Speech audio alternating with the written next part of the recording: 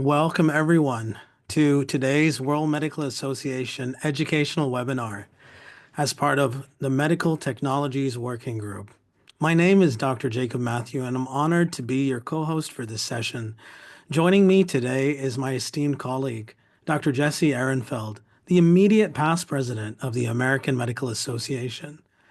We are thrilled to bring you this insightful discussion as part of our ongoing WMA webinar series on artificial intelligence in medicine. This is the second installment in our five-part series where we've been exploring the intersection of AI and healthcare, and today we'll be looking at ethical, legal, and regulatory elements. So a quick recap from our last webinar. We introduced the fundamentals of AI in medicine, how it's shaping healthcare today, and what that means for clinical practice. If you missed it, don't worry, you can find the recording on the WMA YouTube channel. Now, let's talk about today's session. Ethics, legal, and regulatory aspects of AI in healthcare. This is a critical topic because as AI becomes increasingly integrated into medicine, we as physicians must navigate its implications with responsibility and foresight.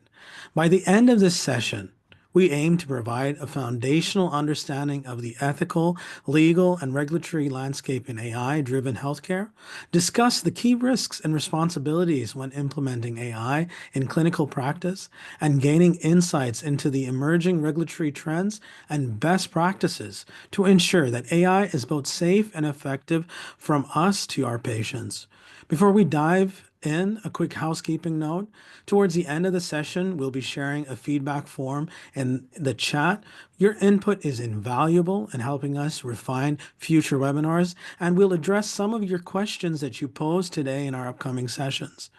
So our format will include a keynote address by our esteemed speaker, followed by a fireside chat where we'll go into the nitty-gritty of it, and then a Q&A session where we'll take your pre-submitted and live questions. So we encourage you to engage actively. Drop your thoughts into the chat and we'll be responding to them live on the screen. Now to set the stage for today's discussion, it's my privilege to introduce our distinguished keynote speaker, Professor Barry Solaiman. Professor Solaiman is the Associate Dean for Academic Affairs and an Assistant Professor specializing in healthcare law at Hamad bin Khalifa University's College of Law in Qatar. He also serves as an Adjunct Professor of Medical Ethics at Weill Cornell Medicine in Qatar, made significant contributions to AA healthcare and law through his research and publications. He holds a PhD in law from the University of Cambridge and is a fellow of Harvard Medical School's Center for Bioethics. Formerly the editor-in-chief of both the Cambridge International Law Journal and Medicine and Law, he is the co-editor of the Research Handbook on Health, AI, and the Law, a leading resource in this field. Professor Solaiman, we look forward to this discussion and your insights. The virtual floor is yours.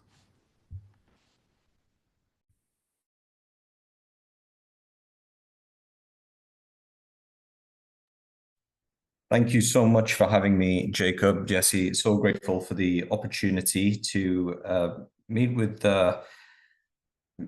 such a great group of people. I think back to all of the different types of audiences that I speak to, and it's usually the medical audiences that are the most interesting and give the most insight into the work I do. So it's really a privilege to be here. It would be nice if perhaps in the future we could do something in person. It'd be nice to see faces. But so I will give, I suppose, to start off with an overview about some of the legal and ethical considerations of AI in healthcare. Jacob mentioned the Research Handbook on Health, AI, and the Law, which came out about 6 or 7 months ago. And that is it's an open access book. You can Google it. Research Handbook on Health, AI, and the Law. You can Google it. It's with a publisher called Edward Elgar, and it's free to read. In fact, what I may do is just drop a link in the chat box, which I've just done now, so everybody can have access to it. And so, just to give an overview of how lawyers have come to the scene of AI in healthcare, and how we address this issue, just to give some background, and then we can open a fireside chat. So the background and context is that about 5 years or so, 6 years ago, legal academics started looking at this issue. And about 4 years ago, I, with a group of other scholars, decided, well, perhaps we should write a book on this topic, and we need to frame the field, because we do think it's a field of its own now, because there are so many things to look at. And how do we frame the field to look at these issues? So we decided that, or we centered on, I should say, about 5 or 6 key legal issues that arise time and again, no matter what application you look at of AI in healthcare, whether it's for diagnostics, whether it's for monitoring, whether it's for healthcare administration. The same issues tend to crop up, and they are informed consent, medical liability, bias in data, data privacy, data security, and the 6th issue is intellectual property. So within that is 3 separate issues on data. When we hear about data, often people think of it as one thing, but actually we identified separate matters. Also in the book, we have chapters looking at, well, what are the ethical considerations? Because often we find that ethics first arises and then ethics informs law. And the way that ethics takes shape in countries really depends on the local cultural context. So we have a chapter, for example, on secular ethics. And we know that secular ethics would shape more of the paradigms that we find in some countries than others. We have a chapter on Christian ethics, and we have a chapter on Islamic bioethics. So where I'm based in Qatar, the way things work is that if you have a new law that you're bringing out into the healthcare domain, you have to consider what the Islamic bioethicists might say about a specific issue. So, and that would help to shape a law. So that's another part of the book. And the final part of the book is we looked at how countries are regulating AI today, taking into account those legal and ethical issues I mentioned. And the reality is that countries aren't really regulating AI in healthcare to take account of those issues. So we looked at global governance arising out of the World Health Organization and other organizations. And then we have chapters looking at the United States, the United Kingdom, the European Union, South Korea, Singapore, and China, and in the Middle East too, in Qatar, Saudi Arabia, and the UAE. And we chose those countries because when the book was being put together 5 years or so ago, those were the main countries where scholarship was arising and where considerations were being given to regulations. I know it's common now that every country is discussing regulations, but even 5 years ago, no one was really talking about it in the healthcare space apart from those countries. So that's why the focus was there in the book. So that's to sort of frame what's being developed in terms of of framing the field of healthcare law and how it's come to the space. I think another important framing thing for you to know is something I wrote about in another article of mine called From AI to Law, which I can also share in the chat box in a moment. But basically, is to describe how we get to law. So there's been a 4-stage process on the path to law in AI and healthcare. The first stage is that AI poses a new problem that we haven't had to deal with before. So we have this new technology, it's AI. And so in healthcare, it poses problems that we haven't dealt with before in the sense of medical liability and informed consent and so on.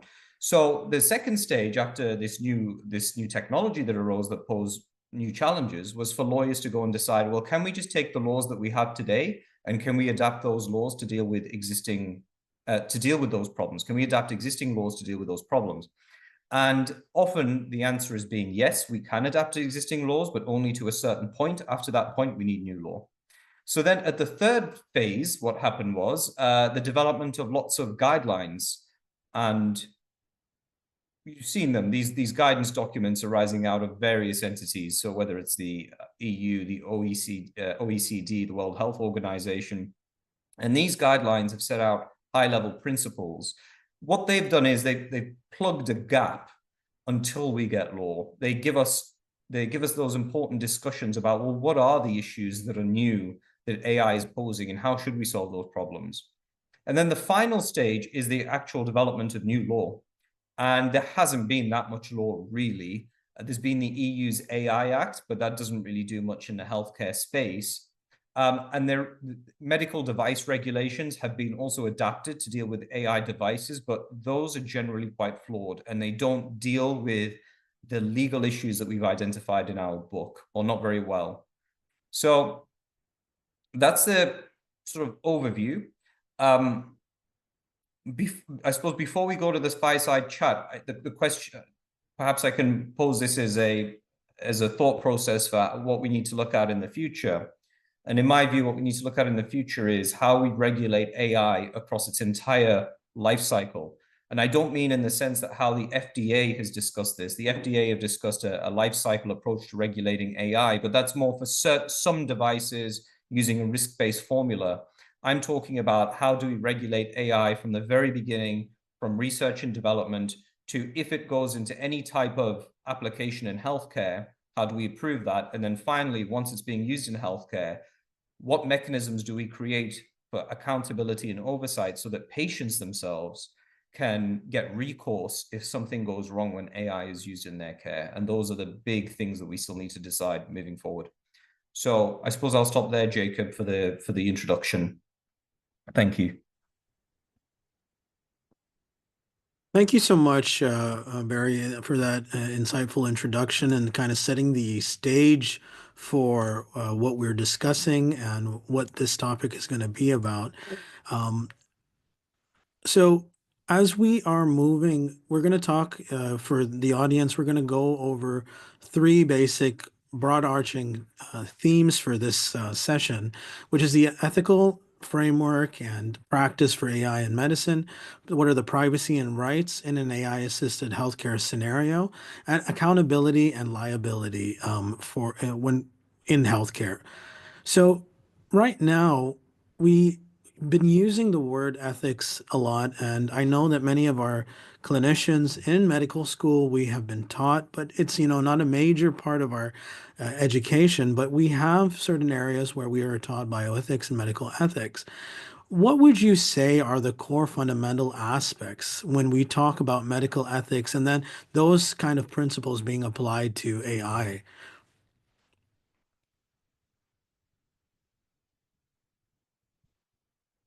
Yeah, you can unmute yourself, Barry, and Jesse, also feel free to Okay. So jump in sometimes as well. Yeah. it didn't allow me to unmute myself there, so I was just Ah, waiting. yes. Okay. Yeah. Because you.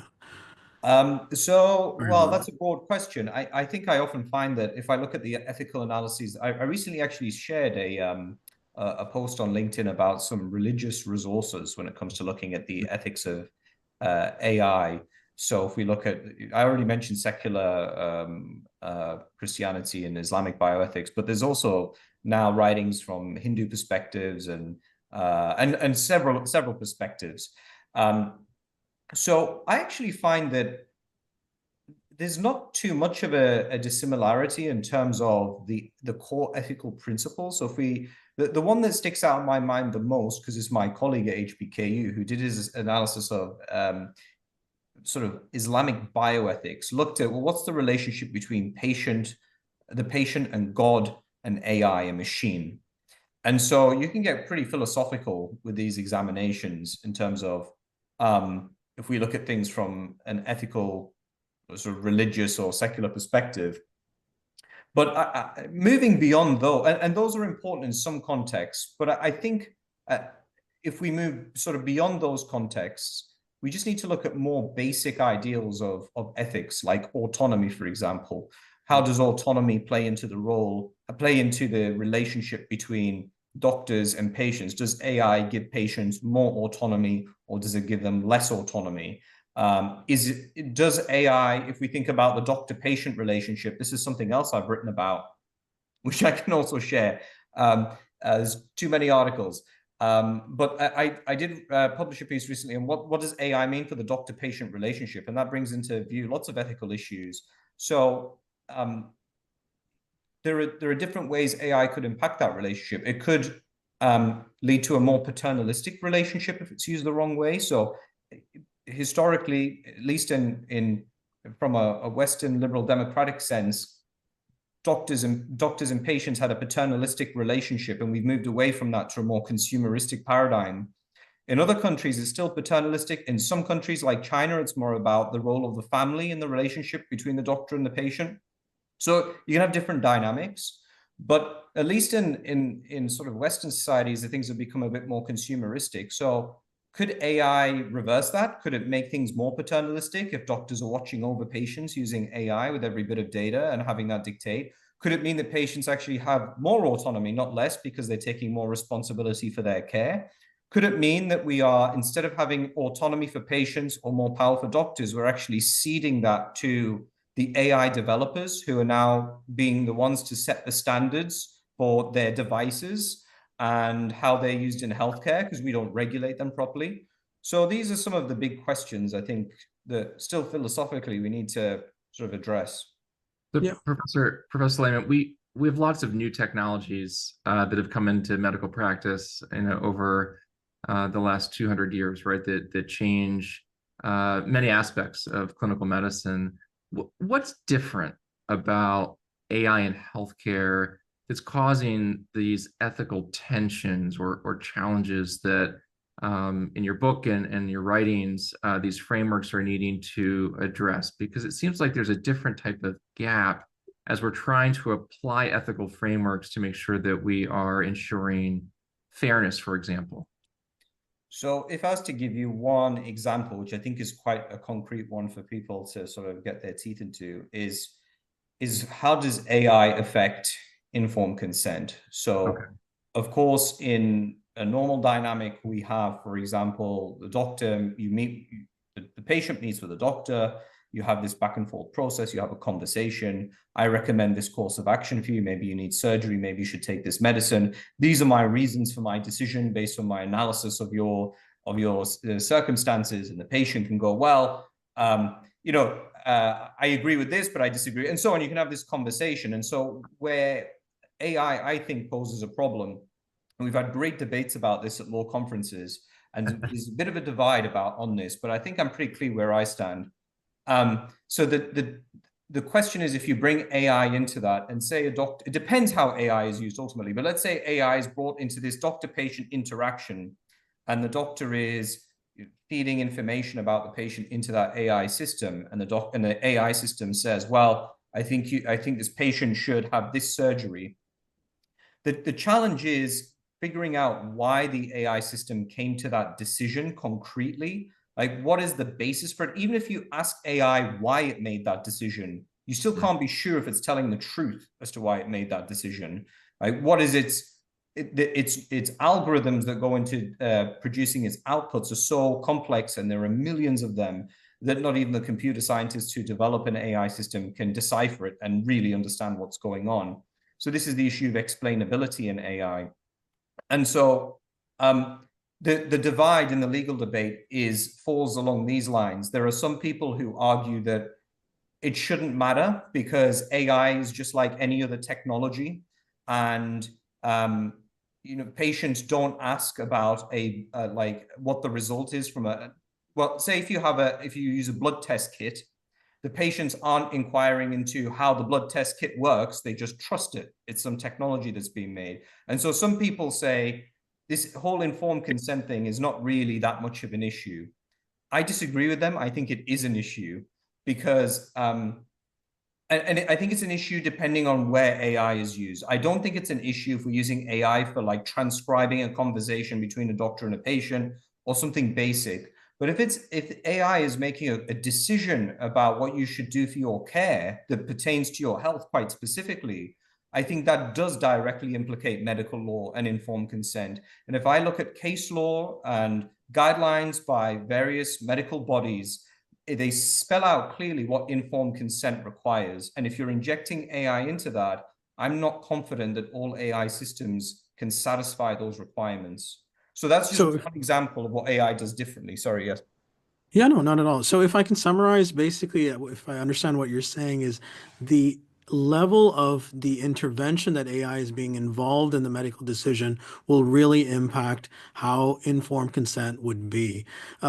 I mean, just as a generality, when we're talking about informed consent, Jesse, where do you stand? What do you think about that? Because, like we Yeah. do in our normal practice, how much do physicians need to understand what We the can AI add this outputs to are the going? list Yeah, of fun debates we could have over coffee or a yeah. cocktail when we're all Because, together. you know, absolutely, because we're not, at the end of the day, your super specialized AI engineers, but at the same time, you know, there is technology that is going to, Wow. it is going to impact patient care. So what And, do you and think? I think on the informed consent side, not how AI impacts the informed consent process, but Well, when should there be informed consent about the use of AI in clinical care? Is also a very interesting topic in my view, and I think there is debate about this. I think if we got to a point where we were informing patients of every point in the care process where AI was used, it would just be overwhelming, and it'd be white noise, right? No one would pay attention to it.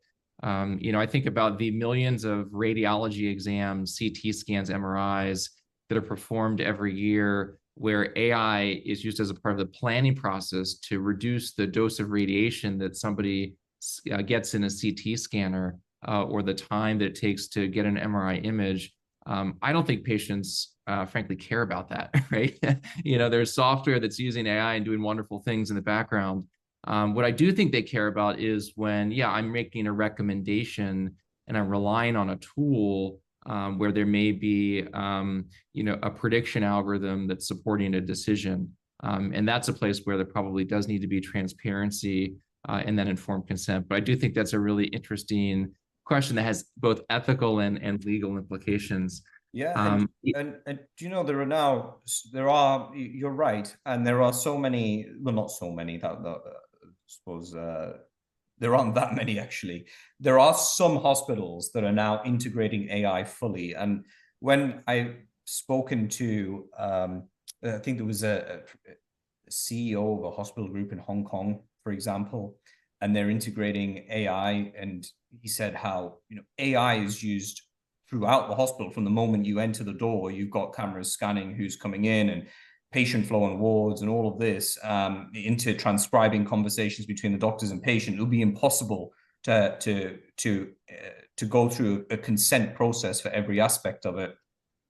And I think you're right too. There are certain fields, let's say radiology, where AI is now proven to be better than physicians statistically. And so do you really need consent for that? There is a great question building on that by, I don't know if you've read it, Jesse, the article by Professor Glenn Cohen, my co-editor of the book on informed consent. He's also written a chapter in the book on informed consent. So I gave you all a link to that. And yeah, so Glenn poses that question. Do you even, under the law of the US at least, do you even need to tell a patient that you're using AI? And there is mixed answers to that. So Glenn's finding, at least last time I read it based on US law, is you don't actually really need to tell the patient that you're using AI, because it hasn't been tested in court yet, as far as I know, but you don't need to use it. But if you read scholarship by European scholars, they would say, yes, you do need to tell the patient that you're using AI in their care. So it's not clear what the answer is to that yet either legally.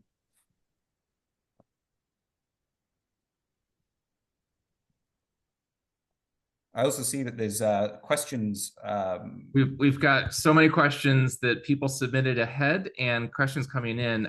Jacob, maybe we should move on to some of the legal aspects, because I do think there are a couple of things that I'm hoping we can get a sense from. And certainly, there's a lot happening around legal frameworks as they impact the use of AI in healthcare. There's the peculiarities around data privacy laws. Obviously, GDPR has its own implications around the development and deployment in AR. I'm curious, can you summarize, and obviously people can look at materials that you've read, what are some of the thinking about how legal liabilities are different when we're using an AI tool in a clinical care setting? Okay, so just to take a step back, because when we say legal, I do think there are 6 different legal issues, not just liability, but I do think what you've touched on, liability, is the one that I hear the most, at least from doctors. So it's the one that they care about most. Whenever I give a talk, the doctor's always worried about liability. And I'm thinking also about, issues of data and all. They never ask about that. It's always the liability. So, so on the liability front is, there are three ways of looking at liability from a legal perspective. So let's say the AI is used in patient's care, patients harmed. Who is responsible in these circumstances? And there are, before I said there were three potential answers, but there was a partner in a law firm who posed a fourth one, which I'll put to you all. So first one is, we say that if patient is harmed by AI, then the doctor is liable. Okay. The second one is the healthcare institution is liable, so the hospital or the clinic. The third one is the developer is liable. And the fourth one, which was posed to me, which was a bit controversial, which I disagree with, is that the patient should be responsible, and the other three shouldn't take responsibility for this. So we'll come to that in a moment. So on the first one then, now if we say the doctor is liable, again, we've got a chapter on this in the book, great chapters and research generally in this field by three professors in law, Glenn Cohen, Nicholson Price, and Sarah Gerke. Their work, they've done a lot of work in this area, and it's the leading work in the field. They look at existing law. So we've got an area of law called tort law, injury law, more broadly known. And AI doesn't change what that law says right now. So we treat patients according to the standard of care. And no matter what tool we use, whether it's AI or not, ultimately, if that falls below the standard of care, then the doctor is responsible for the harms to the patient. That's basically where we are in terms of doctor liability. The question moving forward is, what happens if AI sets the standard of care as required by an employer or by just best practice? Best practice becomes that the doctor must follow AI and they lose some discretion in making that decision. If we come to that reality in the future, which I think we could in some circumstances, then the law will probably evolve to say that doctors will either have a defense. So if they get taken to court and are sued, the doctor can say, well, I'm just following what I'm doing my job. AI set the standard of care, and I have to follow AI. Or simply the doctor won't be taken to court and responsibility will fall on either the hospital or the developer. So the second area, let's say that whether the hospital or the clinic are responsible, this depends very much on the type of system you have in a given country. In some countries, doctors are employees of the hospital, and in some countries, doctors operate more as an agent within a hospital system, as many of you will know, rather than strictly being employees. So if you're an employee of a hospital, there is legal doctrine called vicarious liability, which means that whatever the doctor does wrong, the hospital is also automatically automatically liable for what goes wrong. So if a doctor is sued, the lawyer will also sue the hospital at the same time. Both are taken to court because the hospital is automatically responsible too. Now, where a doctor operates as an agent, the hospital might not be liable, and the liability will more likely just fall on the doctor, and their insurer will pay out. The third area is developer liability. Now, having spoken recently to somebody in this field of the device liabilities and developers, somebody who's worked in this space in the NHS in the UK for a long time and regulations, they think that in the future, we're going to be seeing a lot more of a focus on developer liability and responsibility of developers. Now, the law at present, it's just not set up in such a way that that is happening. Like if you're a patient and you're harmed by AI, how on earth do you sue a developer? Who do you go to? There's no real clear pathway for you, and the average patient probably won't pursue it, and it hasn't been tested in court. It's far So, more like, if I'm hearing what you're saying, Professor Solaiman, and I think what I'm understanding is right now, we don't have a clear answer about who is responsible. I think governments, countries are in the process of still understanding this, still going through this. So, as we are the World Medical Association and there are countries represented from across the board, what would your recommendation be to people within the country, practicing within their country, to understand this, to get a better idea of their liability when it comes to AI-driven, decisions? Because we have so many questions, like you were touching upon it. Who is responsible? Is it the physician, developer? Who will bear responsibility if something happens? Because right now, if you have any sort of adverse events that happen, who takes the responsibility? We have M&M discussions that happen in hospitals where we identify review boards that look through this. So if AI systems even recommend a different approach, who is responsible versus what we think? Because say I, as a physician, have been prescribed in the AI system, perhaps as a CDSS tool, it tells me you need to do something, but it's not what I would agree and not what I'm in my practice that I've done. So I think right now what I'm understanding, and Jesse, please come in and like give me your thoughts as well. Let's, right now countries are still figuring this out. And what is the best practice as of now, if we would say that, since we're still in this early stage of really understanding? I don't think anything's different right now. So I think in terms of the law, you are responsible as the doctor and Yeah. potentially the hospital. The hospital may be responsible depending if you're an employee or an agent. That's the distinction I'm drawing. But in the future, the developer may be responsible. That's basically where we are. So it's still down to you. You have to make that clinical judgment and decide what's the standard of care right now. And if you can't fall back on saying I relied on AI. You won't. Yeah. I don't think that will be a protection right now under the law. I'll just throw out another actor who also probably has some shared liability or direct liability, which is the system implementer, because there's also in many circumstances you've got this healthcare system that's purchased a tool, you've got the developer who's developed the tool, but then you've got an implementation organization it's actually, connecting the dots, doing the data validation, and turning things on. And in some cases, there's probably an important role that they're playing that brings liability to them. Again, hard for a patient to ultimately, bring an action against them, I think, are in our current living frameworks. But it's a fascinating space. It's one that's not going away. And I think we're going to hear those concerns. I hear those concerns in the U.S. from physicians all the time.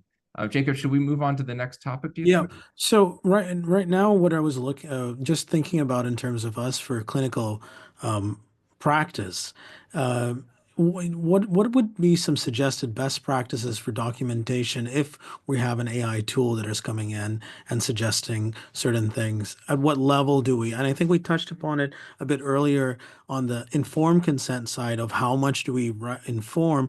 At the same side for us, how much do we document if we're using certain tools that are being used by AI? Jesse, do you have any experience right now with like AI tools being used and the documentation aspect of that?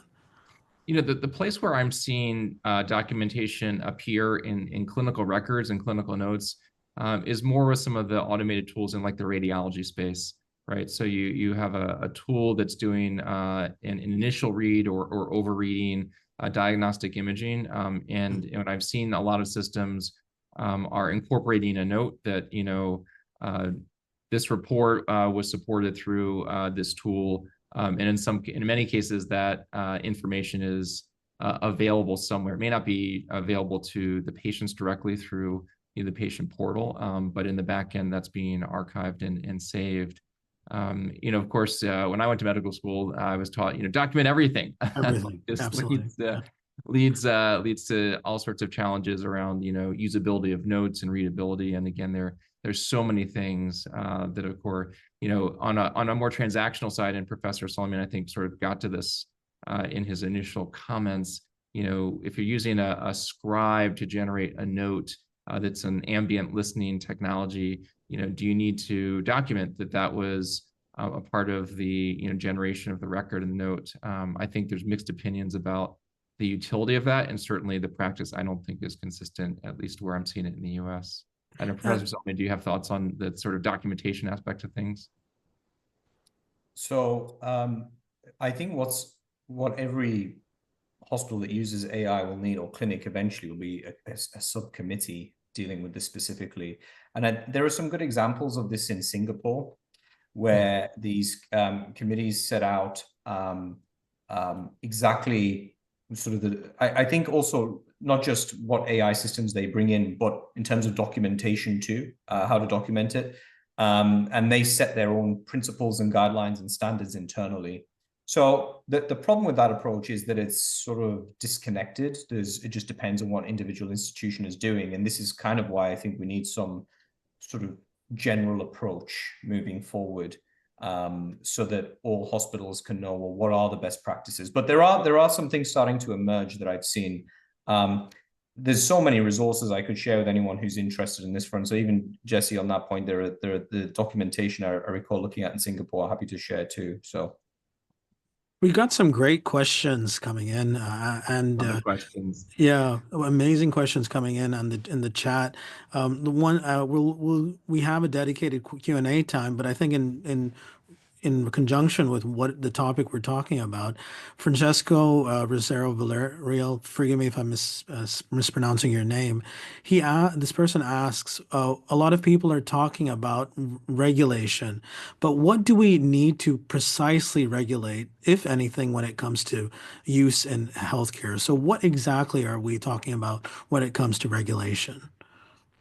So I think regulation has three aspects. One is research and development of AI. When you're creating AI in the very beginning, are the people who are creating AI following best practices? For example, are they meeting with patient groups ahead of time and finding out if they need this device?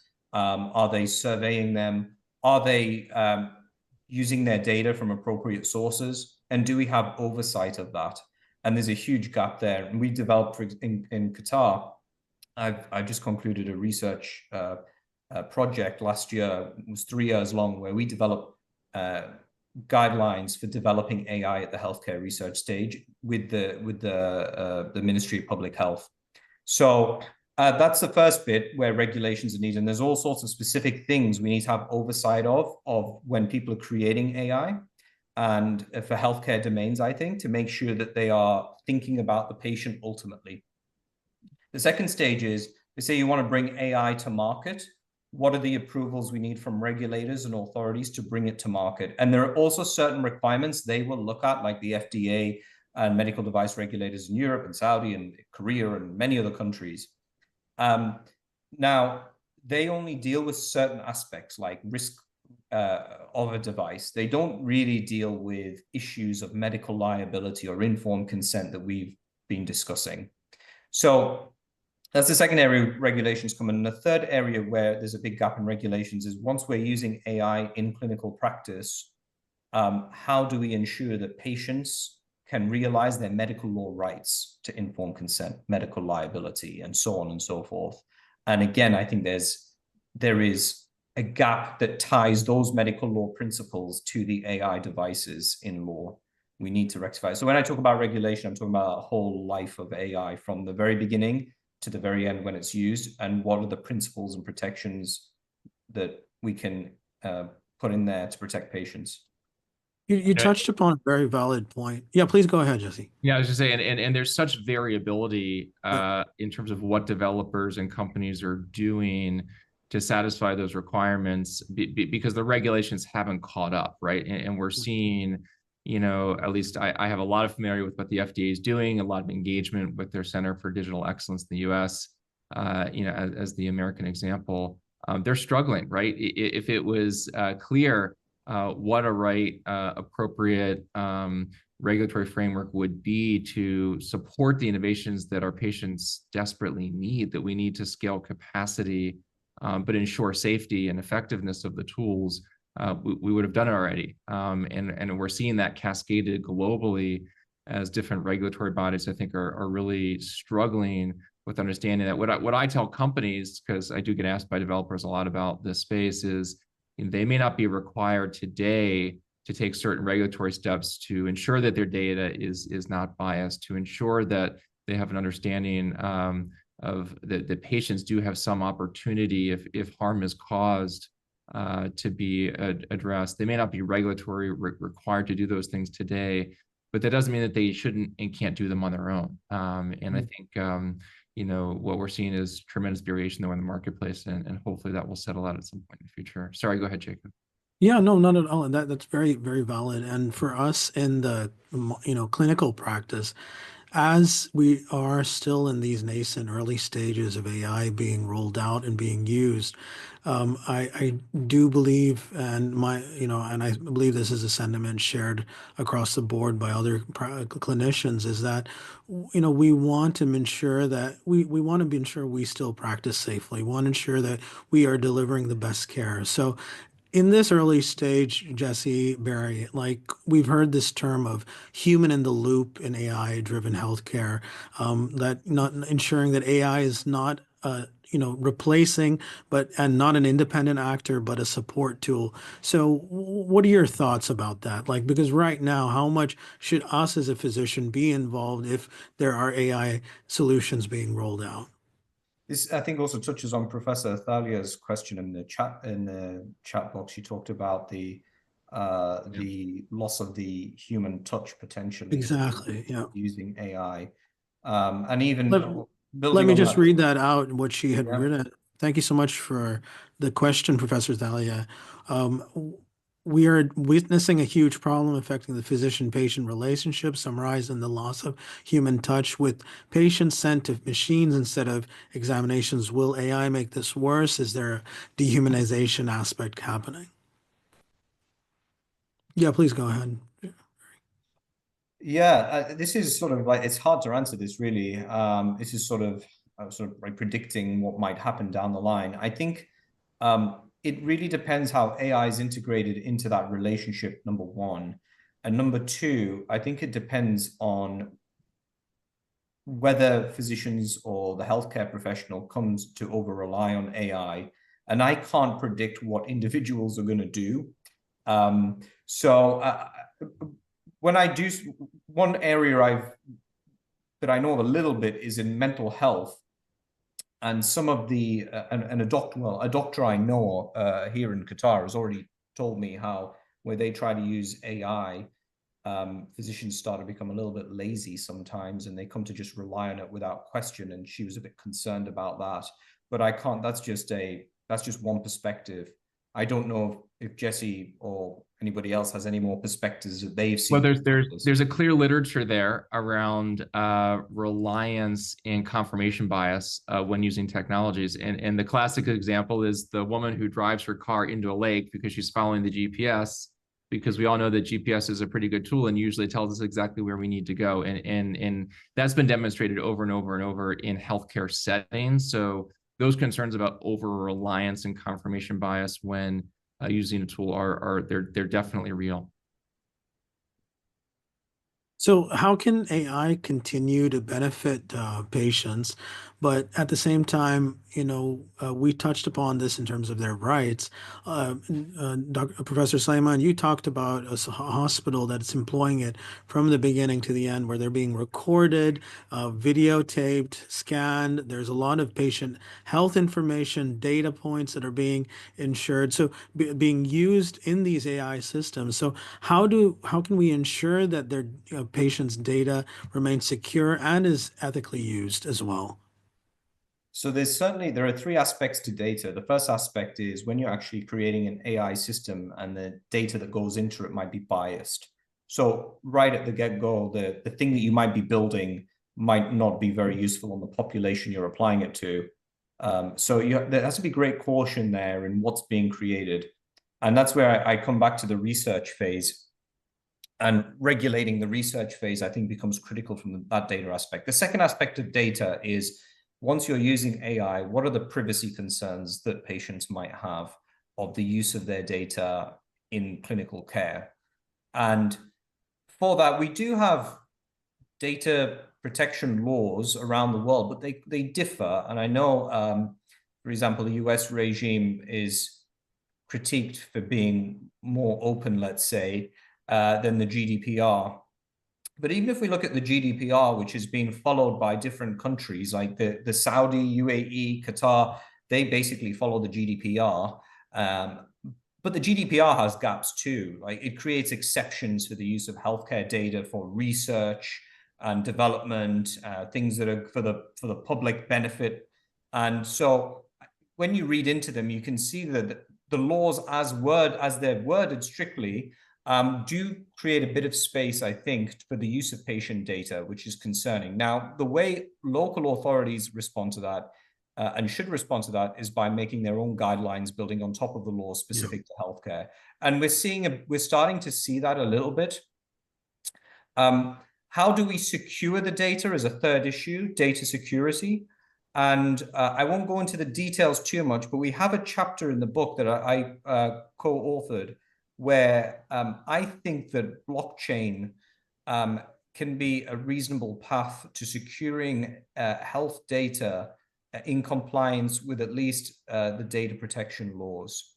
And there are technical ways of using blockchain to ensure that. But one example I can give in South Korea is there is a blockchain system that's being used in some hospitals where patients have an app on their phone, and anytime anyone wants to access their data, AI system or doctor, they get a notification on their phone and they need to approve it. And that is all verified through the blockchain. But that's a whole interesting future area, I think, that we can look at. Let me ask you a provocative question, which is a source of debate. Should patients be able to have their data removed from AI systems or models? I think that patients, it's difficult. At what stage are we talking about? Did they consent to it in the first place? If they consented to it in the first place, or there is some implied consent, then it may be impossible to remove the patient's data once it's being processed in algorithm, with a huge vast data set. I think if their data though is being used without explicit or implied consent, absolutely, I think they should be able to request that. But that's just what do you think, Jesse? I'm curious what you. Well, no, I think patients should maintain ownership over their data, and I think some of the concerns, a large healthcare system sells their data to a large developer, they develop the model, and the patient really had no awareness or consent of that, although given legal and technical frameworks, it's permissible, but it may not be appropriate. And I think there are questions about, how do we balance the desire to create systems that rely on all of that data? And if you had swaths of patients opting out for whatever reasons, it becomes impractical to do the system development. How do you balance that against the need for patient autonomy and ownership and control? And I don't think there's an easy answer there, but that tension is certainly a real one as we're trying to maintain that respect for patients. Yeah, I think as we're coming to the end of our fireside chat, I mean, we've talked and touched upon so many important aspects. And I think this last one, which we've been discussing about ownership of data, just because we've signed in at some point, and even then, perhaps with limited knowledge of what we're signing into, because if this data is going to be used for so many different things down the road, taken in and training other sort of models, I do think it is our right as patients and our duty as doctors to advocate that we need to be careful on how this data is going to be used. And, ownership of medical data, patients, hospitals, developers, it comes down to, I do believe, the core fundamental principle that it is the patient's data at the end, and with that kind of principle in mind. So just to build on that too, this is a final legal issue we haven't touched on in the book, because we talked about informed consent, medical liability, data. The other area is intellectual property, and this is sort of linked to data. And this muddies the waters and makes things more complicated, because if you're seeking to regulate these AI developers, they could argue, well, our algorithms are a trade secret, and we can't release this information to you. And so that you can see how law can get really complicated. It's not just one rule and this is how we do things. It's like this big board game of so many different rules, and you have to know, it's a game almost. You have to know how to navigate that. So that's where it gets even more complicated with data. And that final issue that you just mentioned is fully on display in the U.S., where there have been proposals from the FDA about what transparency and labeling of AI-enabled products ought to be. And developers, manufacturers have concerns from industry around protection of IP and trade secrets. It's clear to me. I will say one thing that we're not going to solve this problem, this challenge, alone as healthcare professionals, physicians, clinicians. It's going to require true multidisciplinary collaboration with attorneys and ethicists and other experts to really understand how we can chart this road ahead. And certainly you've done that, Professor Solaiman, in so much of your work in your writings are a wonderful example of how those fields are coming together in some important new ways to help us navigate all of this. We're looking at, I completely agree with you, Jesse, and that is the core fundamental thing that we've learned over time in medicine is the multidisciplinary team is only going to take things forward in all aspects. Even in our practice, we practice that. And I completely agree that sort of system, and it's important to have these conversations, important to have these discussions so that we can come into an alignment along the road. Right now, we had touched upon a number of points. I'm going to go to some of our pre-submitted questions as we're nearing the end. There was a question about public sector regulation. And so in terms of how can public sectors regulate AI, but at the same time without stifling, innovation, because different countries, we're seeing this across the board, have different approaches to regulation. And is that going to impact how the health technology is innovated in those areas versus others?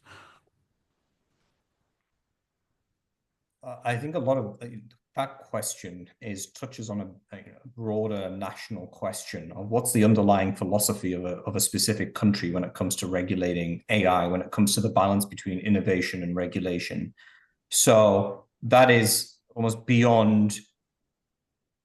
I do think in a sense that's beyond just the hospital or the hospital system. It's a national question. So as we see very clearly under President Trump, and the tone was set back in with his initial executive order when he was first president, which is taking this free market approach towards development of AI systems and encouraging innovation in that sense.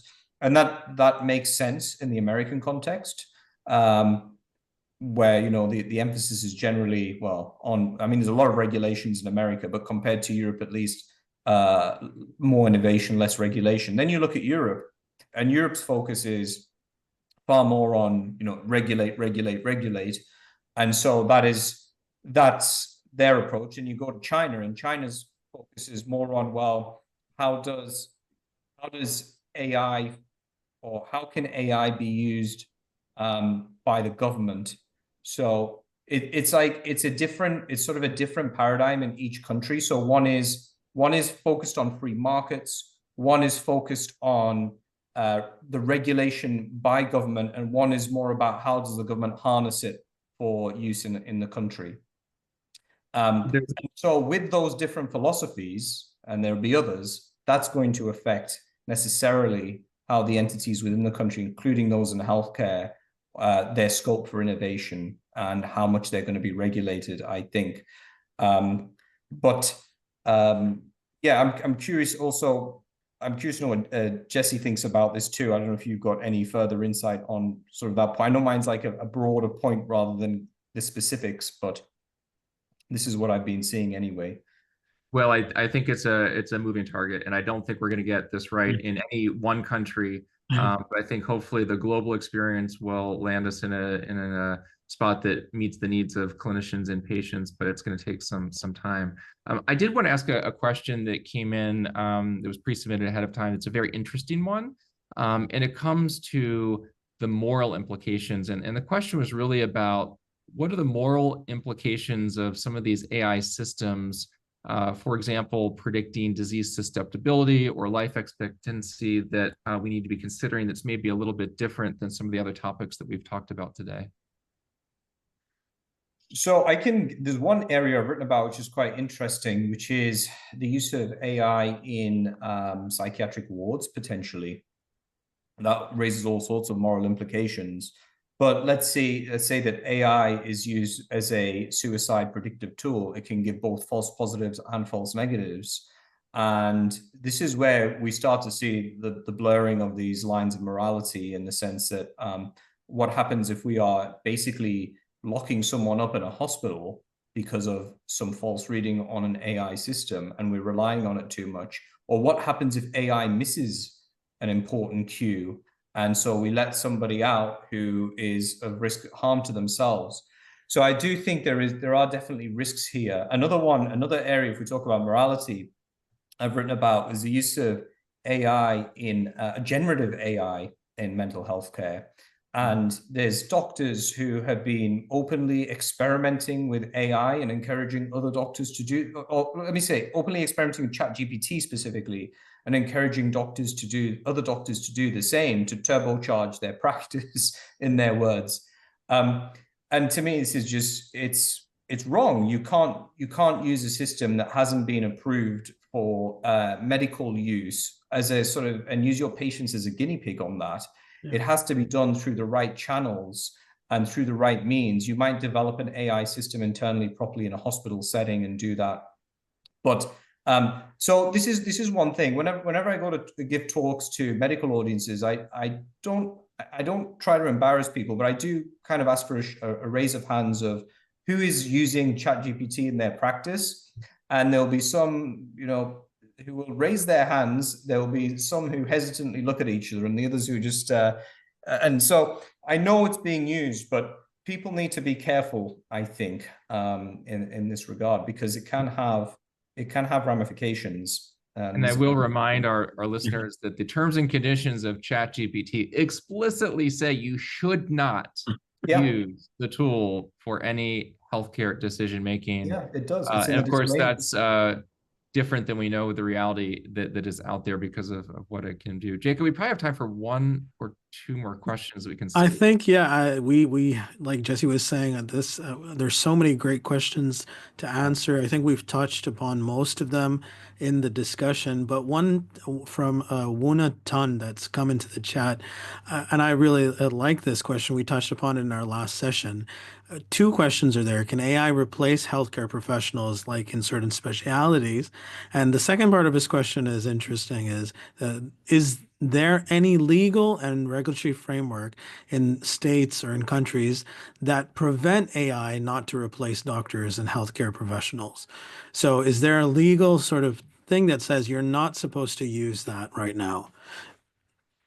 So the only thing that I know of like that is once, going back to the previous example, once some doctors were found to be using ChatGPT, I believe one of the regulatory bodies in one of the states in Australia sent out a notice to all doctors saying you must cease using ChatGPT immediately. So that's the only one that I've read that I know where there's been a clear instruction not to use AI. Apart from that, I haven't seen it. And then your first question, which is on replacing AI, replacing practice, I think it probably will end up, well, not entirely replacing, but it will definitely replace a lot of the functions of what some doctors do and may free up their time in radiology. So I could see it in that space, but in other spaces, it's already failed. So if we look at the use of AI in post-acute and long-term care, which I've also written about, AI is being used in residences to track some residents who are staying there. It can be somebody who's an elderly person or someone who's frail, and some AI developers have simply pulled the plug on their devices because residents hated them. They hated being tracked. They didn't like the fact that when they went to the bathroom for a slightly longer period than usual, it would send off an alarm somewhere. They just felt like their autonomy was being eroded upon far too much. And so there was such a pushback for some of these that some developers just went out of the space. So I don't think it will. I don't think it'll take over every area. There's a lot of this will be dictated by patient responses, I think, to its use also, and the context. So Jesse, I think we've come towards the end of this. Professor Solaiman, thank you so much for what you've shared and your insights. And for the sake of time, I'll hand it over to Jesse as well. Well, yeah, no, let me just thank you again, Professor Solaiman, for being with us today, for all of the work that you do to advance the field and sharing with us some of your insights. This has been just a really great discussion of some of these ethical, legal, and regulatory aspects. I did want to remind our viewers that on March 27th, we'll have the third installation of this 5-part series where we're going to get into the nitty-gritty of current and future applications of AI in medicine. It's going to be a wonderful discussion. We've got a great guest lined up, and I hope folks are able to dial in. And again, if you can't join us live, you can always check out the website for the online posting afterwards. And so, Jacob, I think with that, we can close out and say thank you to everyone who joined us today. And again, Professor Solaiman, thank you so much for joining us. And one final logistical note, we put in the chat a feedback form. We are grateful for the input that we've gotten from anyone who's been a part of this series. We do take that to heart, and it's a way to shape future activities through the WMA. So please do feel free to fill out that form that is in the chat. Jacob, anything else? No, thank you so much. Thank you, everyone.